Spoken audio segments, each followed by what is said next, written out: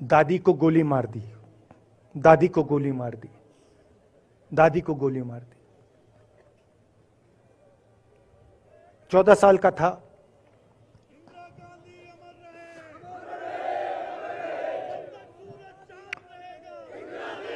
देखिए, ये जो मैं कह रहा हूं, ये जो मैं कह रहा हूं, ये जो मैं अभी कह रहा हूं, ये बात प्रधानमंत्री को नहीं समझ आएगी, ये बात अमित शाह जी को नहीं समझ आएगी, ये बात डोवल जी को भी नहीं समझ आएगी। मैं जब 14 साल का था, स्कूल में था, सुबह ज्योग्राफी की क्लास में था, मैं पढ़ रहा था, सामने बैठा था और मेरी एक टीचर आई, अंदर आई और उसने कहा, राहुल तुम्हें प्रिंसिपल बुला रहा है। मैं बदमाश था, बहुत बदमाश था जब छोटा था। बहन से पूछ सकते हो क्या क्या करता था मैं, अभी भी करता हूं।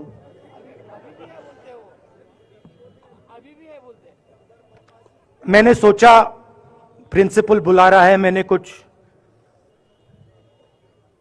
गलती की होगी, अब मार पिटेगी। वहां पे केनिंग होती थी, मैंने सोचा था अब केनिंग होगी मेरी। मगर जब मैं चल रहा था, जिस टीचर ने मुझे बुलाया, उसको देखकर मुझे कुछ अजीब सा लगा। और जब मैं प्रिंसिपल के ऑफिस पहुंचा तो प्रिंसिपल ने कहा, राहुल तुम्हारे घर से फोन कॉल है।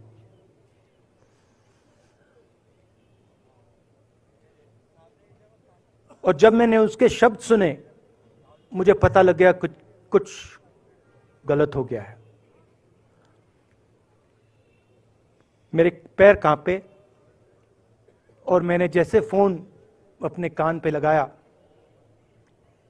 तो मेरे मां के साथ एक औरत काम करती है, वो चिल्ला रही थी, राहुल दादी को गोली मार दी, दादी को गोली मार दी, दादी को गोली मार दी। 14 साल का था।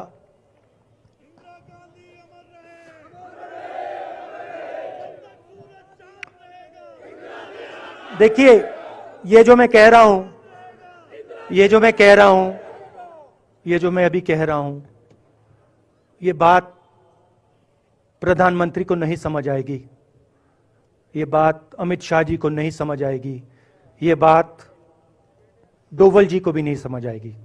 मगर ये बात कश्मीर के लोगों को समझ आएगी, ये बात सीआरपीएफ के लोगों को समझ आएगी, ये बात आर्मी के लोगों को समझ आएगी, उनके परिवारों को समझ आएगी। तो उन्होंने मुझे कहा, नाम ओंगमू है उसका, उसने कहा दादी को गोली लग गई, दादी को गोली लग गई। और फिर मुझे गाड़ी में वापस ले गए, प्रियंका को मैंने स्कूल से उठाया, मैं वापस गए।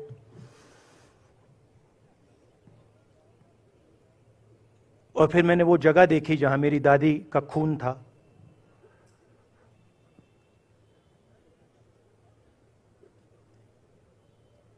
पापा आए, मां आई, मां बिल्कुल हिल गई थी, बोल नहीं पा रही थी।